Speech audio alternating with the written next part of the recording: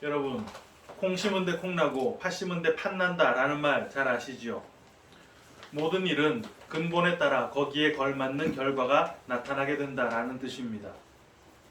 어떤 결과가 나타났을 때 그 결과를 이끌어낸 원인이 분명히 있다는 것이죠. 비슷한 속담도 많이 있는데 가시나무에 가시 난다 라거나 대 끝에서 대가 나고 쌀이 끝에서 쌀이가 난다 라거나 배나무에 감 열리겠느냐 라는 말도 다 일맥상통하는 속담들입니다. 콩은 밭에서 나는 쇠고기다 라는 말이 있을 정도로 단백질이 풍부한 곡물이지요. 하지만 팥은 단백질 함유량이 콩의 절반 정도밖에 되지 않는다고 합니다. 오히려 탄수화물이 많은 곡물이죠. 지금에야 콩이건 팥이건 그 용도에 따라 골라 쓰면 되는 것이겠지만 예전에는 단백질이 풍부한 콩을 훨씬 더 가치 높게 여겨졌다고 해요. 그래서 실제 콩은 좋은 것으로 팥은 좀 뒤처지는 것으로 여겨졌던 탓에 전래동화 같은 걸 봐도 콩쥐는 좋은 캐릭터, 팥쥐는 나쁜 캐릭터로 그려졌었나 봅니다. 아무튼 공부에 매진하는 열심을 심었더니 뛰어난 성적이라고 하는 결과가 도출되고 거르지 않고 꾸준히 운동하는 열심을 심었더니 건강이라고 하는 결과가 도출되는 것처럼 심은 것과 거둔 것이 서로 다른 속성일 수는 없는 것이겠지요. 어떻습니까, 여러분? 여러분들은 인생을 통해 뭘 심어서 뭘 거두고 싶으신가요? 지난 시간 우리는 알곡과 가라지의 비유를 함께 나눴습니다. 그 비유는 우리 성도들에게 어떻게 하든 가라지가 되지 말고 알곡이 되어서 천국 곳간에 들어가자 그런 식의 선동하는 내용이 아니었지요. 애당초 좋은 씨가 뿌려진 밭이었지만 원수가 뿌린 가라지까지 품어버렸던 그 밭, 이거 뭐라 그랬습니까? 흙으로 지어졌음에도 그 안에 하나님의 생기를 받아 산자, 생혼, 영적 존재의 삶을 살게 되었지만 뱀의 유혹, 어떤 유혹이요? 하나님처럼 될 수 있다라고 한 그 유혹을 마음에 같이 품어서 율법의 메인 삶, 율법적 열심만 쏟아내는 삶, 그거 뭐였다고요? 가라지만 쏟아내는 삶. 한마디로 가늠한 밭이었던 우리를 주님이 기다려 주시는데 언제까지 기다린다 그랬습니까? 가라지가 다 자랄 때까지. 왜요? 우리가 만들어낸 그 가라지, 그 율법의 결과물로는 우리가 천국에 입성할 수 없다라는 것을 가르쳐 주시려고. 그리고 그때 그 뿌려졌던 한 알의 좋은 씨 뭐였습니까? 예수 그리스도였지요. 그 예수가 우리의 온 가라지를 다 품고 죽어서 예수 안에 들어있던 그 새 생명이 우리라고 하는 밭을 통해 알곡으로 완성이 된다라는 십자가 구원의 이야기였다라는 것을 우리가 확인했습니다. 오늘 우리는 잘 아시는 겨자씨와 누룩의 비유를 함께 읽었는데요. 이 두 비유는 그 위치가 참 특이합니다. 지난주 우리가 나눴던 알곡과 가라지의 비유가 그 앞뒤로 있고, 다시 말해서 앞쪽에 그 비유가 나오고 뒤쪽에는 주님께서 그 비유를 설명하시는 부분이 나오는 것이죠. 그러니까 이 겨자씨와 누룩의 비유의 위치는 알곡과 가라지 비유의 한 가운데 들어있는 것입니다. 알곡과 가라지 비유 사이로 겨자씨와 누룩의 비유가 끼어 들어가 있는 상태라는 것이죠. 이런 ABA 형식의 구조로 기록하는 목적, 뭐라 그랬습니까? A와 B가 동일한 뜻을 담고 있으면서 서로의 내용을 더 강조하고 보강하려고 하는 목적이라 그랬지요. 그럼 당연히 이 겨자씨의 비유나 누룩의 비유도 예수의 십자가로 인해 우리가 구원에 이르게 된다라는 은혜의 내용이라야 하겠네요. 하지만 이 두 비유는 그렇게 설교되는 경우가 잘 없습니다. 겨자씨만한 믿음이면 산도 옮긴다라는 유명한 구절 때문인지, 또는 겨자씨가 가장 작은 씨임에도 불구하고 다 자라면 큰 나무가 된다거나 하는 누룩을 넣었더니 그게 많은 가루를 다 부풀게 했다고 하는 일면 폭발적인 성장을 의미하는 듯 보이는 내용들 때문인지 이 비유는 전도 폭발 훈련이나 교회 성장 세미나, 새신자 초청 집회 이런 프로그램들을 돌릴 때 설교자들에게 단골 메뉴로 선택을 받는 본문입니다. 이 땅에서 천국을 모형하는 그런 모임인 교회가 혹 매우 작고 보잘것없는 상황이라 하더라도 교회가 하나님 보시기에만 잘 성장한다면 많은 사람들이 모여들어 깃들이는 큰 나무, 부흥하는 교회가 될 테니까 낙심하지 말고 믿음으로 교회를 성장시켜 나가자, 하나님의 나라를 확장시켜 나가자라고 하는 것입니다. 하지만 당연히 오늘 이 겨자씨와 누룩의 비유는 그런 내용일 수가 없겠죠. 왜? 지난주 알곡과 가라지 비유와 같은 내용이라야 하니까. 그럼 지금부터 오늘 이 겨자씨와 누룩의 비유가 어떻게 십자가까지 연결이 되는가 하는 것을 하나씩 확인해 볼 텐데 두 비유를 다 보려다 보니까 너무 길어져서요. 오늘은 겨자씨의 비유에 대해서만 확인하고 다음 주에 누룩의 비유를 나누려고 합니다. 오늘 이 겨자씨의 비유에는 조금 비과학적인 내용이 언급되어 있지요. 바로 겨자씨를 심으면 큰 나무로 성장하게 된다라는 부분인데 겨자는 나무가 아닙니다. 1년생 풀이에요. 물론 일반적인 다른 풀들보다 훨씬 더 높이까지 자라기는 합니다. 보통의 풀들이 크게 자라봐야 1m 전후 정도거든요. 그 정도 자라는 것에 반해 이 겨자는 어지간하면 2, 3m는 자라고요. 정말 크게 자라면 4m까지도 자란다고 합니다. 하지만 아무리 겨자가 4m를 자라난다라고 해도 새들이 거기에 깃들일 리는 없지요. 새들은 들짐승들의 공격이 닿지 않는 높은 곳에 둥지를 틀지 않습니까? 4m 정도면 점프를 잘하는 들짐승들은 올라갈 수가 있어요. 그래서 혹자들은 이 깃들인다라는 말은 둥지를 튼다는 말은 아니다. 잠시 날아와 앉아서 쉬었다 가는 이런 걸 말하는 것이다 라고 설명하기도 합니다. 하지만 깃들이다 라고 번역된 단어가 헬라어 카타스케노라는 단어예요. 이게 살다, 거주하다, 안착하다 라는 뜻입니다. 잠시 앉아서 쉬었다 가는 정도가 아니라는 말이죠. 게다가 주님께서는 겨자가 자라서 나무가 된다 라고 말씀을 하셨는데요. 세상에 풀 심었는데 그게 나무로 자라는 게 말이 됩니까? 여기 나무라고 번역된 헬라어가 덴드론이라는 단어인데요. 이게 상수리 나무를 뜻하는 드리스라는 단어에서 유래한 것입니다. 상수리 나무는 보통 25m 정도 자라지요. 실제 새들이 깃을 들이려면 이 정도는 자라야 맞습니다. 그러니까 주님께서는 지금 이 비유를 말씀하시면서 새가 둥지를 틀 정도로는 자랄래야 자랄 수 없는 1년생 풀인 겨자씨를 밭에다가 심으면 그게 자라서 공중의 새들이 깃들일 수 있는 큰 상수리 나무가 된다라는 식의 지나치게 과장된 말씀을 하고 계신 것입니다. 콩 심은 데 콩, 팥 심은 데 팥 난다라는 게 아니라 팥을 심어놓고 콩이 나올 것 같은 조금 무리스러운 말씀을 하고 계시다는 것이죠. 콩이나 팥 정도면 억지로 봐줘서 언뜻 비슷하게 달도 하지만 풀과 나무는 이거 달라도 너무 다른 거 아닙니까? 그래서 이 비유를 정확하게 이해하려면 겨자씨가 뭔지, 자란다라고 하는 게 뭔지, 그리고 상수리 나무와 거기에 깃들인다라고 하는 건 뭔지, 그리고 공중의 새는 뭔지 이걸 그 각각의 의미로 정확히 이해를 해야 하는 것입니다. 먼저 겨자씨라는 걸 확인해 볼 텐데요. 겨자씨는 헬라어로 시나피라고 하는 것입니다. 이 단어는 다치게 하다, 상처를 내다 라는 뜻의 시노마이에서 유래한 단어예요. 씨는 우리가 이미 앞서 여러 차례 확인했습니다. 씨, 후손, 자손 다 같은 말인데 그거 뭐였다고요?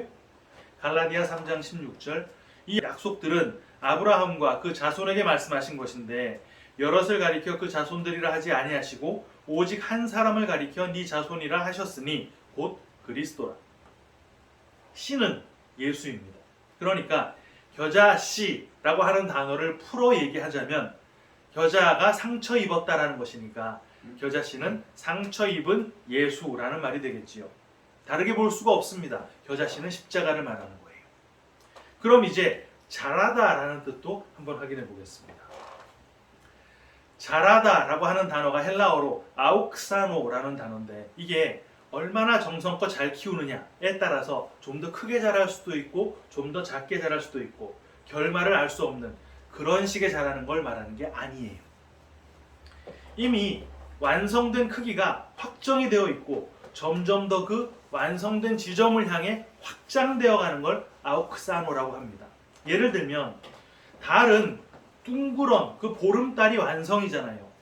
달은 얼만큼 보이는 것과 무관하게 실제로 둥그런 모양입니다. 그런데 초승달일 때를 보면 옆에 일부분만 보이죠. 그러다가 이게 날짜를 거듭하면서 점점점 차오르면, 다른 말로 자라면 달의 점점 더 많은 부분이 드러나게 되면서 결국엔 완성된 상태인 둥그런 모양에까지 자라나는 것이지요. 실제로 자라는 게 아니라 다 보여지게 되는 것입니다. 이 아욱사노라고 하는 단어가 바로 그런 자라남을 뜻하는 단어예요. 그 다음은 상수리 나무인데 이게 구약 성경에 참 자주 등장하는 단어입니다. 믿음의 조상 아브라함이 하나님의 부르심을 받고 본토 친척 아비집이었던 그 갈대아 우르에서 나와서 하나님께 처음 제사를 드렸던 곳이 세겜이라고 하는 땅인데 거기에 상수리 나무가 있었습니다. 창세기 12장 6절 7절 아브라함이 그 땅을 지나 세겜 땅 모래 상수리 나무에 이르니 그때에 가나안 사람이 그 땅에 거주하였더라. 여호와께서 아브라함에게 나타나 이르시되 내가 이 땅을 네 자손에게 주리라 하신지라.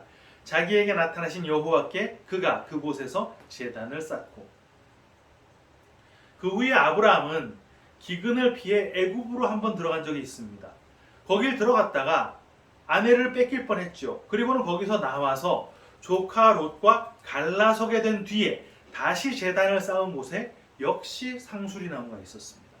창세기 13장 18절 이에 아브라함이 장막을 옮겨 헤브론에 있는 마므레 상수리 수풀에 이르러 거주하며 거기서 여호와를 위하여 제단을 쌓았더라. 정리하자면 아브라함이 갈대아 우르에서 나와서 제단을 쌓았을 때나 애굽에서 나와서 제단을 쌓았을 때 그곳에 항상 상수리 나무가 있었다는 것인데 여러분 당시에 그 갈대아 우르 어떤 곳이었습니까? 당대 최첨단 문명의 집결지였잖아요. 당시에 애굽은 또 어땠습니까? 온 세상의 힘의 상징이었죠. 그 세상의 힘에서 빠져나와 제단을 쌓은 곳, 다른 말로 세상의 힘을 버리고 하나님을 선택하게 된 그곳이 바로 상수리 나무가 있는 곳이었단 말입니다. 세상의 힘이 뭔데요? 우상 아닙니까? 그걸 훗날 야곱이 명확하게 한번 보여주는데 창세기 35장 4절 그들이 자기 손에 있는 모든 이방 신상들과 자기 귀에 있는 귀고리들을 야곱에게 주는지라 야곱이 그것들을 세겜 근처 상수리 나무 아래에 묻고 확실하지요? 상수리 나무는 우상이 묻히는 곳입니다. 이걸 종합해서 정리하자면 이렇게 되는 것이죠. 지금 겨자씨 하나가 땅에 심겨졌는데 그거 뭐라고요? 십자가가 서는 거예요. 그런데 그 겨자씨는 자란다고 합니다. 자라는 건 그 원래의 완성형, 그 실체가 점점 드러나게 되는 것이니까 십자가가 서고 그 십자가의 실체가 점점 드러나게 되는데 그 완성된 실체를 보니까 그게 상수리 나무더라 라는 말입니다. 상수리 나무는 내 힘, 내가 의지하는 세상의 것, 내 우상을 갖다 묻는 곳이라 그랬지요. 그런데 우리가 여러 차례 확인했던 것처럼 우상의 실체가 뭐였습니까, 여러분? 나였잖아요. 그러니까 그 상수리 나무라는 곳은 내가 묻혀 죽어야 할 자리, 나의 사형 집행지였다라고 하는 말입니다. 그런데 상수리 나무가 있는 그곳에서 뭘 했다고요? 제단을 쌓았다 그랬지 않습니까? 제단을 쌓는 건 뭔데요? 죽어야 할 내 대신에 무죄한 다른 제물이 내 대신 바쳐지는 곳이 제단 아닙니까? 그 무죄한 제물, 그거 뭔데요? 상처 입은 예수, 겨자씨란 말입니다. 그러니까 겨자씨 하나가 땅에 심겨졌고 그게 자라서 상수리 나무가 되었다라는 말은 우상이 죽었어야 할 그 자리에서 내 대신 예수가 우상이 되어 묻혀버렸다는 말입니다. 그게 바로 십자가고 그 십자가가 바로 천국의 실체다라는 말을 하고 있는 거예요. 이제 공중의 새들이 깃들인다라는 것만 확인하면 겨자씨 비유는 확실해지겠네요. 공중의 새는 우리가 수차례 이미 확인을 했었지만 간략하게 되짚어 보겠습니다. 굉장히 중요한 거니까요. 이사야 6장 1절부터 3절.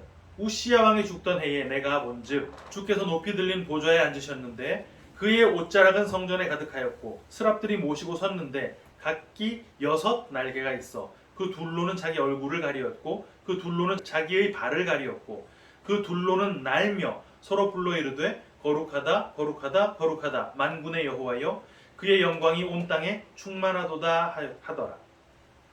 이건 이사야가 환상 가운데 하늘 성전을 보았던 내용입니다. 그 성전은 높은 보좌에 앉으신 주님의 옷자락으로 가득 차 있었다 그러죠.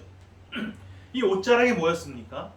하나님의 계명을 기억하게 하는 장치였잖아요. 민수기 15장 38절 39절.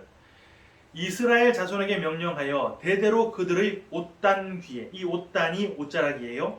술을 만들고 청색 끈을 그 귀의 술에 더하라. 이 술은 너희가 보고 여호와의 모든 계명을 기억하여 준행하고 너희를 방종하게 하는 자신의 마음과 눈의 욕심을 따라 음행하지 않게 하기 위함이라. 그러니까 옷 술에다가 하나님의 계명을 써놓은 것은 그걸 보면서 그 계명을 기억하라는 것이었는데 바리새인들을 비롯한 유대인들은 옷술에다가 계명을 써놓으라 그랬구나 이렇게 문자적으로만 받아들이는 바람에 옷술을 길게 해서 계명을 더 많이 써놓는다거나 경문, 이건 머리에 두르는 띠 같은 것인데요. 그 경문도 아주 두껍게 만들어서 거기에 빽빽하게 계명을 써놓고 그걸 머리에 두르는 것으로 계명을 완수했다라는 식으로 받아들였던 것이죠. 아무튼 그 옷술은 하나님의 계명, 하나님의 말씀을 뜻하는 것이니까 그 옷자락이 이사야가 보았던 그 성전에 가득했다면 그게 무슨 말이겠습니까? 성전 안에는 하나님의 뜻이 가득 차 있다라는 말을 하고 있는 것입니다. 그리고 그 하나님의 뜻이 가득한 그 성전에 스랍들이 있는데 스랍은 하나님의 보좌 주변에서 하나님의 영광을 드러나게 하는 존재들이라 그랬었지요. 이 스랍들은 각기 6 날개를 가지고 있습니다. 6 날개 중에 2 날개로는 이렇게 얼굴을 가렸어요. 2 날개로는 그리고 발을 가렸습니다. 얼굴은 뭡니까? 뜻이 겉으로 드러나는 형상을 얼굴이라고 하잖아요. 그래가지고 얼의 모양, 얼의 꼴, 이게 얼굴입니다. 형상으로 드러난 것, 뭘까요? 이는 하나님의 영광의 광채시요 그 본체의 형상이니라 라는 말씀 기억하시죠? 그러니까 얼굴이라고 하는 게 상징하고 있는 것은 바로 예수 그리스도라는 말입니다. 예수 그리스도가 하나님의 뜻이고 하나님의 형상이니까. 그럼 발은 뭡니까? 발은 복음을 상징하는 거라고 여러 번 얘기했었지요. 이사야서 52장 7절. 좋은 소식을 전하며 평화를 공포하며 복된 좋은 소식을 가져오며 구원을 공포하며 시온을 향하여 이르기를 네 하나님이 통치하신다 하는 자의 산을 넘는 발이 어찌 그리 아름다운가. 여러분, 복음의 핵심은 뭡니까? 복된 소식이잖아요. 우리한테 복이 되는 소식입니다. 죽어야 할 우리 대신 예수가 대신 죽어서 우리가 영원한 죽음을 피하게 되었다라는 게 복음의 핵심이지요. 그러니까 이사야가 환상 가운데 보고 있었던 그 성전의 장면에서 성전 안에 가득한 주의 옷자락, 그 하나님의 뜻이 뭐였다는 말이겠습니까? 하나님의 본체이신 예수께서 우리가 볼 수 있는 형상, 육체를 입고 이 땅에 오셔서 대속의 죽음을 죽으심으로 우리를 살려내실 그 사건, 바로 그 십자가가 하나님의 뜻, 하나님의 얼굴, 파님이었고 그게 바로 복음이었다라는 말을 하는 것입니다.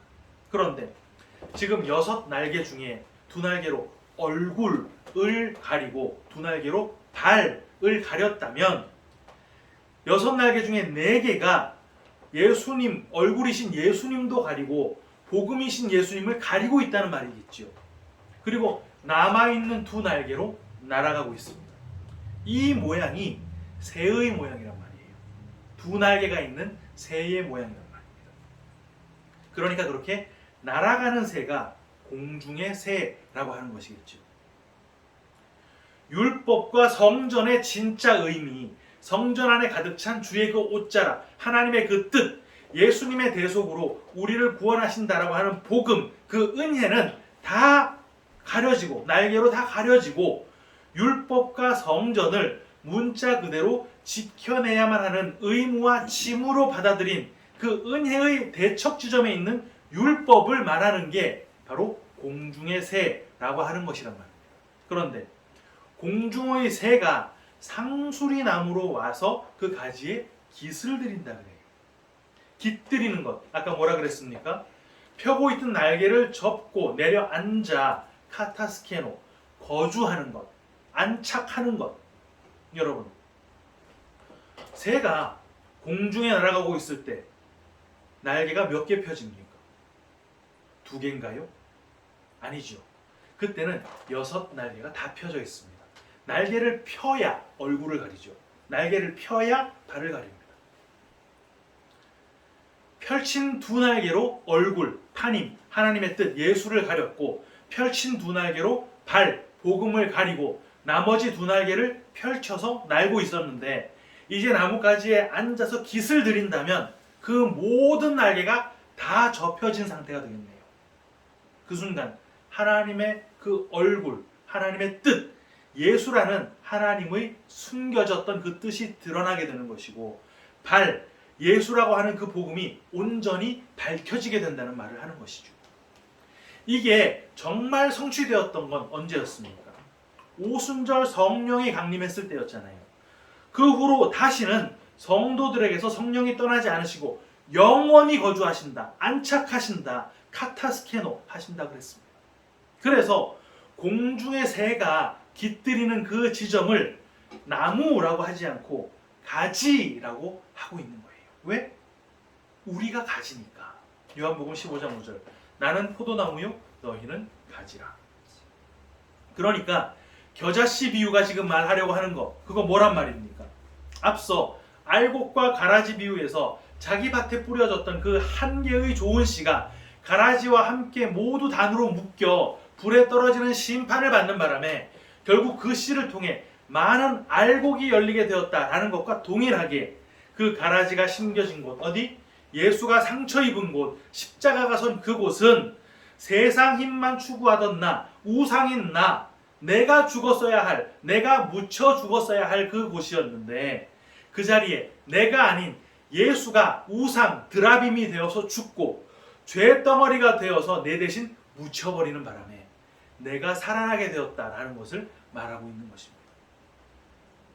사랑하는 키퍼스 처치 성도 여러분, 콩 심은 데 콩 나고 팥 심은 데 팥 나니까 우리가 우상을 묻은 그 상수리 나무 아래에서 세상 힘을 가득 담은 그런 우상이 막 주렁주렁 맺히는 거 바라십니까? 에이, 그건 우상이지. 그냥 세상 힘만 바라보고 계신가요? 예수 믿는 특권을 아직까지 그렇게 생각하는 분은 안 계시겠죠. 우리가 받는 특권은 그런 게 아닙니다. 우리는 땅에 묻혀봐야 아무런 열매도 꺼내놓지 못해요. 왜? 우리는 씨가 아니니까. 씨 안에는 생명이 숨겨져 있지만 우리라고 하는 우상에는 생명이 없잖아요.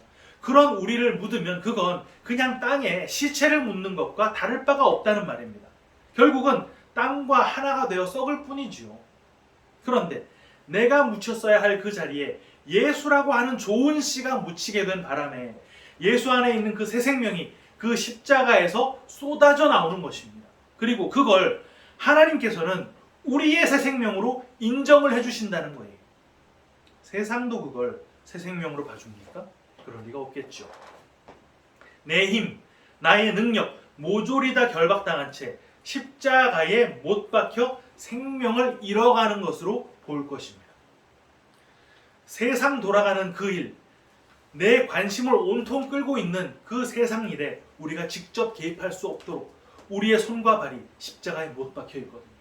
마음이 안타까워 죽겠는데 손, 발 뭐라도 하나 자유롭다면 당장 손을 뻗쳐서 그 일에 손대고 싶은 게 우리인데 온통 못에 박혀서 꼼짝을 할 수 없는 십자가에 매달린 상태가 우리 성도들의 상태란 말입니다.